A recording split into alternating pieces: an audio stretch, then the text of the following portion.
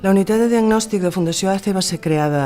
al gener del 1996. És una unitat multidisciplinar formada per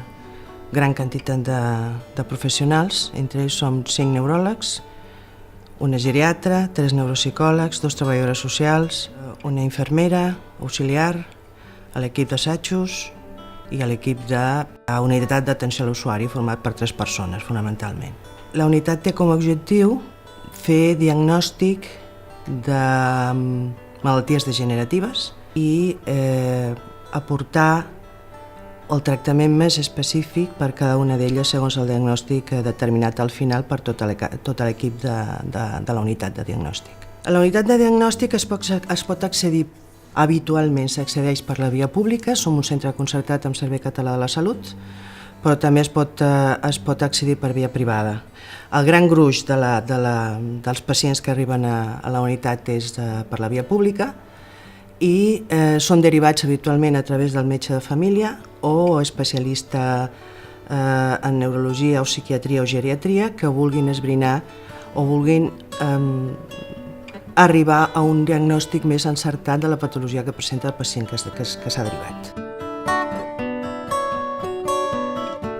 El protocol d'actuació diagnòstica amb la unitat consta d'entrada amb una primera visita de 4 visites, amb la qual intervé la treballadora social. Posteriorment, la família parla amb el neuròleg responsable d'aquell pacient, es fa una història clínica, una anamnesi de tot allò, es prenen nota dels antecedents familiars, personals d'aquell pacient, dels fàrmacs que pren. Tot això s'introdueix en una base de dades clínica, es fa una primera orientació diagnòstica i amb això es passa al neuropsicòleg, valora el pacient en la seva totalitat i quan ja tenim tota aquesta informació, l'equip es reuneix cada dia per valorar els pacients visitats i determinar conjuntament entre la treballadora social, el neuropsicòleg i el neuròleg quina patologia té aquell pacient després d'haver valorat també la neuroimatge i les analítiques que s'hagin realitzat en aquest cas. Es demana també de forma voluntària al pacient i a la família una mostra de sang per la nostra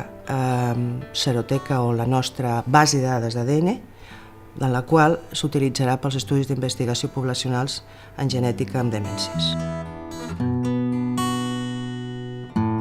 Realment és una epidèmia, com es diu, és una epidèmia del segle XXI. Cada any en diagnostiquem més